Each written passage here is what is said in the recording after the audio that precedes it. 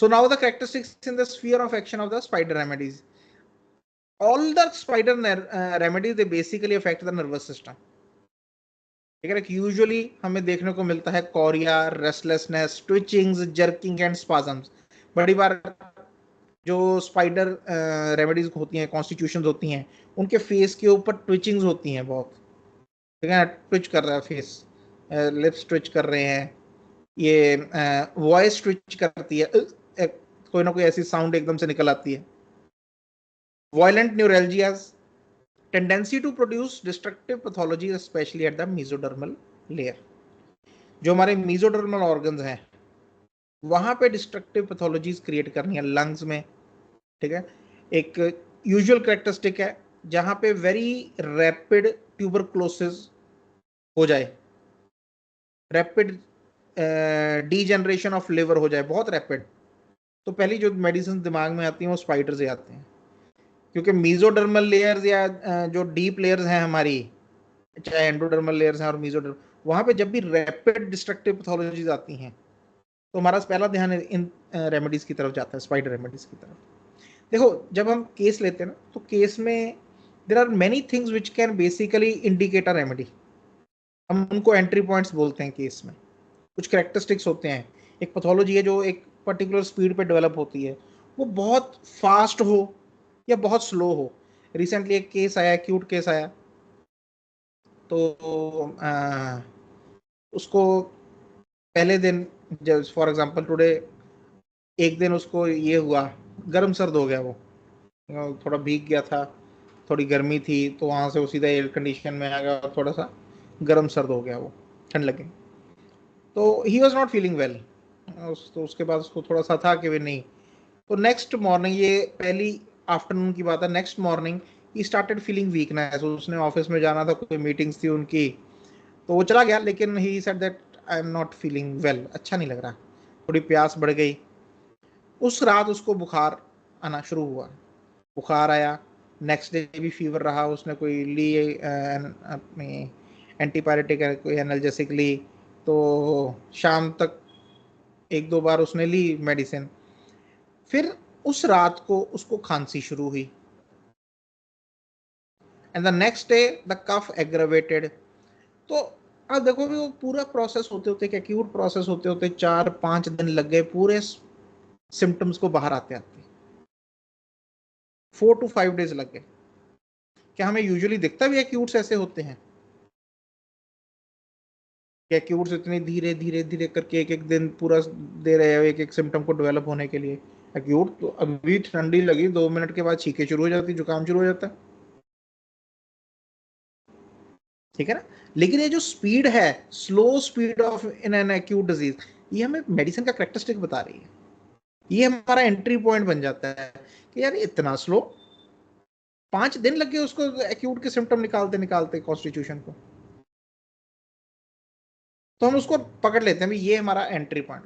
सो बड़ी बार हमें केसेस में जो स्पीड ऑफ द डिजीज है, वो कभी कभी एंट्री पॉइंट बन जाती है हमारा, कि यार इतनी फास्ट मूविंग पैथोलॉजी है, इतनी फास्ट सिरोसिस हो रहा है या डिस्ट्रक्शन हो रही है लिवर की, इतनी फास्ट ट्यूबरक्लोसिस कैसे हो रहा है, डिस्ट्रक्शन हो रही है. तो जो रैपिडिटी है वो हमें फिर कुछ पॉइंट्स करती है, कुछ रेमेडीज की तरफ पॉइंट करती है वो. तो ये भी हमारे एक एंट्री पॉइंट्स बनता है, क्योंकि यूजुअली ना मैंने देखा कि सबको यही होता है भी एंट्री पॉइंट शायद माइंड के सिम्टम्स ही हैं. माइंड के सिम्टम तो बहुत कम होता है कभी एंट्री पॉइंट बने. ठीक है ना, मैं ये कभी नहीं बोलता कि mental symptoms are not important, they are important, they basically describe the patient, जो उसके करेक्टरिस्टिक है, जो उसके, लेकिन हर बार उसमें करेक्टरिस्टिक मिले या हर बार वहां से एंट्री हो, ये पॉसिबल नहीं है. It is near to impossible, हो ही नहीं सकता. जहां पे भी माइंड डेवलप है, अभी 1 साल का 2 दिन का बच्चा, 4 दिन, उसका तो माइंड नहीं डेवलप अभी, उसे तो पता ही नहीं बिहेवियर के बारे में, उसे पता ही नहीं इसके बारे में किसी चीज के, वहां पे फिर कैसे देंगे हम दवाई.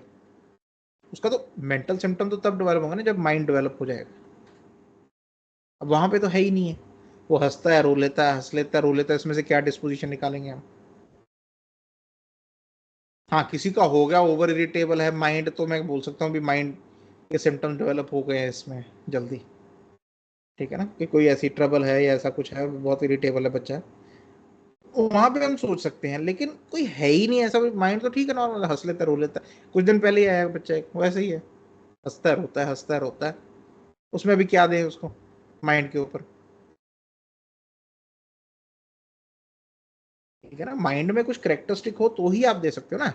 हमने लास्ट टाइम ऑर्गेनाइज में यही बात की कि basically your remedy is prescribed on the totality of characteristics, आपके करेक्टरिस्टिक्स की जो टोटलिटी है उसको मैच करनी चाहिए आपकी रेमेडी। तो माइंड में अगर कोई करेक्टरिस्टिक चीज है ही नहीं, हम उसमें क्या मैच करेंगे। लेकिन बॉडी में मुझे दिख रही है कि बड़ी फास्ट मूविंग कोई पैथोलॉजी है, ठीक है। तो एक ये चीज जरा दिमाग से धीरे धीरे करके ना इसको थोड़ा सा रेज करना शुरू करो कि एंट्री पॉइंट कहीं से भी आ सकता है, जनरल से भी आ सकता है, पर्टिकुलर्स में से भी आ सकता है, एक basic characteristic of the pathology से भी आ सकता है। कभी टाइम मिला आपके साथ एक मर्क कोर का केस है, मैं दिखाऊंगा आपको इरप्शन उसके, उनके जो इरप्शन का करेक्टरिस्टिक है that was basically an entry point into the case. वो बैठे हैं कनाडा में, पेशेंट सोरियासिस का केस है, लेकिन वो जो करेक्टरिस्टिक है उसका इरप्शन का, वो मर्क कोर का ही है, और वो बहुत बढ़िया ठीक हो रहे हैं मर्क कोर के साथ, है ना। तो आप अपना दायरा जितना बड़ा करोगे, जितना बड़ा, अब एक finding a similimum is you know like going to the top of the hill, आपको जितने रास्ते ज्यादा पता है उस वहां तक पहुंचने के, क्योंकि एक रास्ते अगर आपको पता है वो रास्ता बंद हो गया बीच में, फिर क्या करोगे, आज वो रास्ता अवेलेबल नहीं है, फिर क्या करेंगे। फिर हाँ नहीं दूसरा भी पता मुझे, अगर वहां से ना पहुंच पाए तीसरा ही पता, चौथा ही पता, 10 पता है मेरे को ऐसे रास्ते, तो यू आर वेरी सर्टन कि अब हाँ पहुंच जाएंगे कोई बात। तो दायरा हमें बड़ा करना होता है। अगर आपका समय के साथ पढ़ाई के साथ दायरा बड़ा नहीं हो रहा प्रिस्क्रिप्शन करने का, अगर आप एक ही तरीके से सोच रहे हो केस में, तो इसका मतलब कहीं ना कोई ना ब्लॉक है जिसको रिमूव करना बड़ा जरूरी है। हम हर केस में एक ही तरीके से नहीं सोच सकते, every case is an individual case, aphorism 3, her case individual है। जितनी देर तक हम उसकी फिजिकल इंडिविजुअलिटी को नहीं समझते, पैथोलॉजिकल इंडिविजुअलिटी को नहीं समझते, उसकी जनरल इंडिविजुअलिटी को नहीं समझते, मेंटल इंडिविजुअलिटी को नहीं समझते, we can not give good results in homeopathy.